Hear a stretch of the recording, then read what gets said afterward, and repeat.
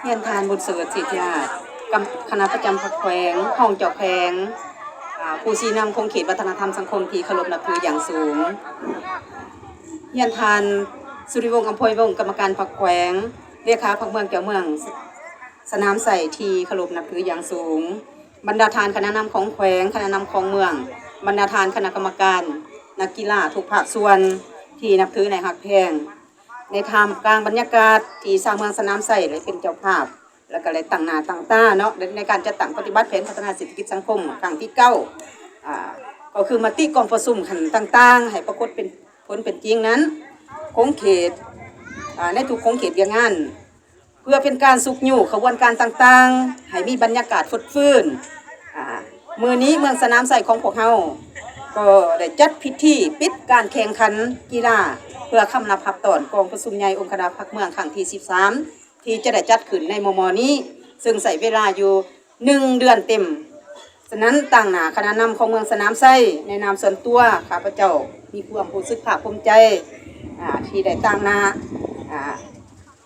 าคณะนำเลยเป็นเกียรติต้อนรับการเข้าร่วมของทานบุญเสริฐเศรษฐิราชคณะประจำพรรคแขวงห้องเจ้าแขวงผู้สีน้ำคงเขตวัฒนธรรมสังคมทางแมนหัวหน้าคณะอนุกรรมการโฆษณาข่าวสารการกะเกี่ยมกองประชุมใหญ่3 ขันที่ได้เสียสละเวลาอันมีคุณค่าเขาร่วมในพิธีปิดทางแข่งขันกีฬามิตรภาพระหว่างการนำแขวงการนำเมืองที่ได้เสียสละมีคุณค่าเขาร่วมขอให้ทานจงมีจุดปากแข็งแข็งแรงสืบต่อสินวันเมืองผ้าเมืองสนามไส่ให้มีความก้าวหน้าแสดงความยินดีต้อนรับท่านสุริพงษ์อภัยวงศ์กรรมการพรรคแขวงได้ครับเมืองเจ้าเมืองสนามไส่ที่ได้เสียสละเวลามีคุณค่าเป็นเกียรติเขาร่วมในพิธีปิดแสดงความต้อนรับคำนับส้นเสยบรรดาทานคณะนำของแขวงคณะนำของเมืองคณะ146และผู้ประกอบการตลอดหอดคณะกรรมการจัดการแข่งขันนักกีฬาทุกภาคส่วนที่เสียสละเวลาอันมีคุณค่าพร้อมกันคำนับส้นเสยกีฬาทั้ง3 ประเภทกีฬาบันทรงบันเตะและก็เปตังซึ่งเป็นตัวแทนให้แก่สาวหนุ่มใบหนุ่มทุกสาขาอาชีพของเมืองสนามไส่ซึ่งเป็นขบวนการแบบมีส่วนร่วมและพร้อมกันดำเนินการแข่งขันรวยความมีไมตรีจิตมิตรภาพปฏิบัติตามกติกาอย่างเข้มงวดแล้วก็มีการแข่งขันก็สิ้นสุดด้วยผลสำเร็จอันสง่างามในวาระโอกาสที่มีความหมายความสำคัญนี้ข้าพเจ้าขอแสดงความยกย่องสมเสยมาณโอกาสนี้อย่างสุดใจขอสมเสยขอเฮียนบรรดาทานบรรดาสหายกองประชุมใหญ่องค์คณะพรรคเมืองครั้งที่13ซึ่งจะได้ไขขึ้นในมม.นี้เป็นกองประชุมที่มีความหมายความสำคัญทางประวัติศาสตร์ของเมืองสนามไส่เป็นบาทเดียวแห่งการสีน้ำผ้าขององค์คณะพรรคเมืองสนามไส่ครั้งที่13ซึ่งจะได้เป็นใบหน้าอันใหม่และสมเกียรติที่มีความหวังมีพลังที่จะเฮ็ดให้เมืองสนามไส่ก้าวเข้าสู่ความเข้มแข็งการแข่งขันกีฬาในครั้งนี้นอกจากจะเอาชนะการแพ้การชนะการแข่งขันที่ปฏิบัติตามกติกายังได้แสดงถึงความสามัคคีหักแพงมีไมตรีจิตมิตรภาพระหว่างกรมกองอ้อมค้างหากฐานบ้านภาคส่วนผู้ประกอบการระหว่างเมืองสนามไส้กับกองพัน21ที่เป็นหัวอ้อมของประเทศชาติ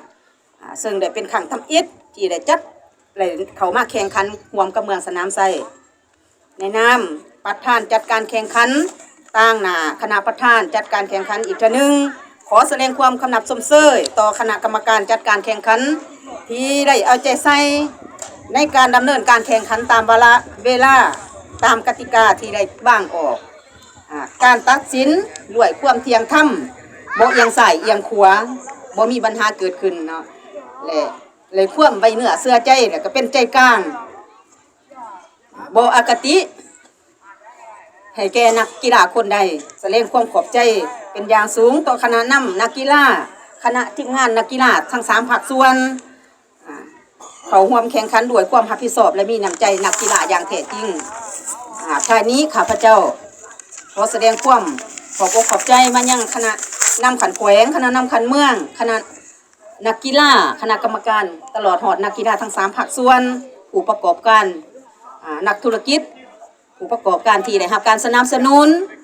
ทางภาครัฐเอกชนเฮ็ดให้งานกีฬาของพวกเฮาได้มีการสำเร็จขออวยพรให้บรรดาท่านจงมีสุขภาพแข็งแรงประสบผลสำเร็จในทุกหน้าที่เวียกงานอันมีเกียรติของท่านอวยพรให้แก่การแข่งขันกีฬาในครั้งนี้จงประสบผลสำเร็จตามได้รับคาดหมายในนามต่างหน้าคณะประธานจัดงานการแข่งขันกีฬาบ้านเตะบ้านทรงเปตังของเมืองสนามไส้สิ่งขันเจ้าเมืองข้าพเจ้าขอกล่าวปิดพิธีนี่อย่างเป็นทางการขอขอบใจ